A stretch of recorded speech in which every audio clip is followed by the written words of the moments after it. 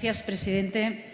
Mire, señora ministra, me preguntaba quién me contestaría esta pregunta, si usted o la vicepresidenta. Porque usted, señora Mato, ha sido apartada por el presidente del Gobierno de la gestión y del liderazgo de la crisis del ébola. Y no es de extrañar, porque esta crisis sanitaria se convirtió en una crisis política a los 5 minutos de su primera rueda de prensa. Y en esa rueda de prensa era fácil de presagiar todo lo que se produjo a continuación. Descoordinación, desinformación, declaraciones intolerables por parte del consejero de Sanidad de Madrid y desprestigio internacional. Y todo esto lo consiguieron en 5 días.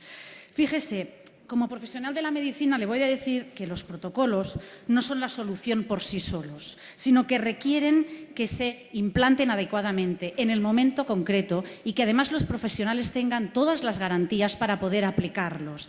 ¿Pensaron ustedes en todo esto cuando empezó esta crisis en África, en el marzo pasado? ¿Dieron la formación necesaria a sus profesionales? Mire, señora Mato, la sociedad española, que tanto le gusta decir a la vicepresidenta, no entiende cómo alguien que ha estado en contacto con el virus del ébola no fue aislada la primera vez que consultó por fiebre, sino que tardaron 6 días. No comprende cómo fue trasladada con una ambulancia normal y no comprende la sociedad española cómo no fue trasladada directamente al Hospital Carlos III. En Estados Unidos, el caso que dio positivo el domingo pasado se aisló en 90 minutos al saber que tenía fiebre. Se desinfectó su casa y se habló uno por uno con los vecinos.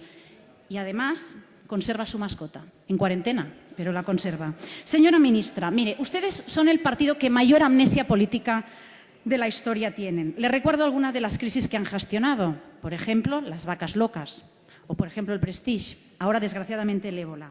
Y todas ellas tienen algo en común. ¿Sabe qué es? Nadie asumió responsabilidades políticas. ¿Las van a asumir esta vez? Es posible, y me dirá usted que este no es el momento, y termino, señor presidente, de entrar a valorar qué pasa cuando no se invierte en salud pública, qué es lo que pasa cuando se cierran o se desmantelan hospitales, incluso cuando se recortan más de 3.000 millones en cooperación internacional. Pero déjeme que le diga que la ciudadanía española también se está preguntando. Déjeme que le diga que la ciudadanía española se esté preguntando si sus recortes de 7.000 millones de euros en sanidad nos han dejado una sanidad suficientemente fuerte para asumir esta crisis. Han sido ustedes negligentes, señoría, y en política la negligencia se paga.